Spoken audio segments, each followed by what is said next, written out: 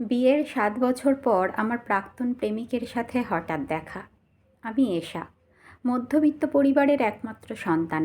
আমার জীবনে স্বপ্ন ছিল, ভালোবাসা ছিল, আর ছিল সায়ন। ৭ বছরের প্রেম। সায়ন ছিল বড়লোকের ছেলে। ওর বাবার অনেক বড় ব্যবসা ছিল, কিন্তু এই সামাজিক ভেদাভেদ আমাদের ভালোবাসায় কোনোদিন বাধা হতে পারেনি। আমার বাবা মা সায়নকে নিজের ছেলের মতোই ভালোবাসতেন। আমরা একসঙ্গে কলেজ ক্যান্টিনে আড্ডা দিয়েছি, বৃষ্টির দুপুরে টিফিন ভাগ করে খেয়েছি, আর ছুটির দিনে শহরের পুরনো বইয়ের দোকানে ঘন্টার পর ঘন্টা কাটিয়েছি। সায়ন বলতো, এশা, আমাদের ভালোবাসাটা একটা পুরনো বইয়ের মতো। যত পাতা উল্টানো হবে, ততই নতুন নতুন গল্প আর সুবাস খুঁজে পাওয়া যাবে। আমি বিশ্বাস করতাম আমাদের গল্পটা সত্যিই অমলিন থাকবে। কিন্তু সব বিশ্বাস ভেঙে গেল একদিন। সায়নের বাবার হঠাৎ স্ট্রোক হলো, আর সুস্থ হওয়ার পর তিনি কঠোরভাবে সায়নকে বললেন, আমাদের পরিবারের ঐতিহ্য আর ব্যবসার ধারাবাহিকতা বজায় রাখার জন্য তোকে এখনই বিয়ে করতে হবে। আর সেই মেয়ে আমাদেরই সমতুল্য এক ব্যবসায়ীর মেয়ে হতে হবে। সায়ন আমাকে বলেছিল, এশা, আমার বাবা মা আমাকে বড় করেছেন, তাদের ঋণ আমি কোনোদিন শোধ করতে পারবো না। আমাকে ওদের পছন্দ করা মেয়েকেই বিয়ে করতে হবে। সেদিন ওর কথা শুনে আমার পৃথিবীটা দুলে উঠেছিল। আমি কোনো কথা বলতে পারিনি, শুধু নির্বাক চোখে ওকে চলে যেতে দেখেছিলাম। এরপর ৩ বছর কেটে গেল। আমার বাবা মা আমাকে দেখে ভেঙে পড়েছিলেন। তাদের একমাত্র মেয়ে আমি। আমার মন খারাপ দেখলে তারা আরও বেশি ভেঙে পড়তেন। তাই তাদের কষ্ট কমাতে আমি তাদের কথা মতো সুমিতকে বিয়ে করি। সুমিতের মুদিখানার দোকান আছে আমাদের বাড়ি থেকে হাঁটা পথে ৫ মিনিটের দূরত্বে। সে খুব সাধারণ, কিন্তু তার ভালোবাসা অসাধারণ। সুমিতের সংস্পর্শে আমার মনের ক্ষতগুলো ধীরে ধীরে শুকিয়ে যায়।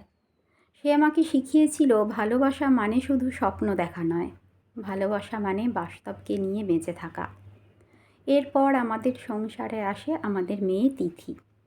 তার ছোট্ট হাতের স্পর্শে আমি বুঝতে পারতাম জীবনের আসল অর্থ কী। একদিন বিকেলে হঠাৎ দেখি বাজারের কাছে সায়ন দাঁড়িয়ে আছে। সেই পুরনো টি শার্ট আর জিন্স, কিন্তু ওর চোখে মুখে কোনো উচ্ছলতা নেই, কেমন যেন ম্লান আর অবসন্ন। ও বোধহয় আমাকে খেয়াল করেনি। আমিই ডাকলাম, সায়ন। আমার ডাকে ও চমকে উঠল। ওর চোখে এক ঝলক বিস্ময় দেখলাম। ও বলল, এশা, তুই? আমরা পাশের একটা ক্যাফেতে বসলাম। ওর কফি শেষ হওয়ার আগেই সে তার জীবনের গল্প বলা শুরু করলো।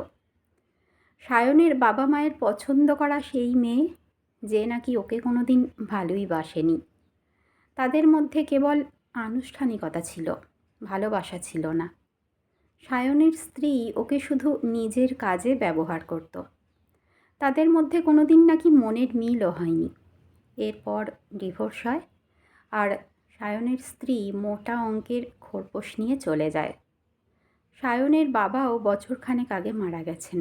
মা এখন খুবই অসুস্থ। সায়নের বাবার ব্যবসা এখন আর আগের মতো নেই, সব যেন কেমন থমকে গেছে।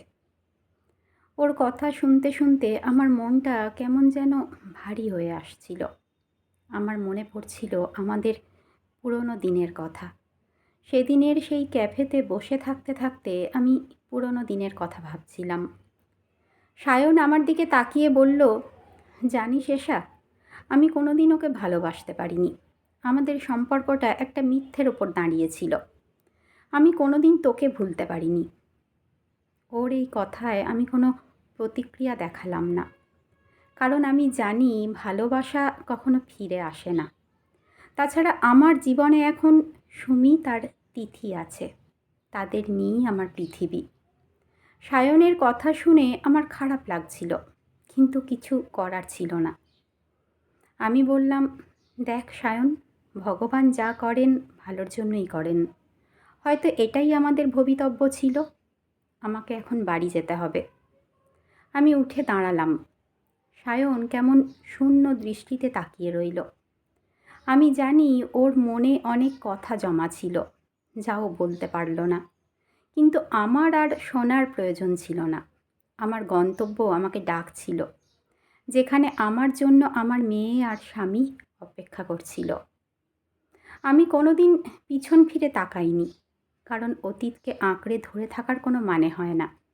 আর সায়ন, সে হয়তো বুঝেছিল ভালোবাসার মানুষের হাত ছেড়ে দিয়ে সে কত বড় ভুল করেছিল।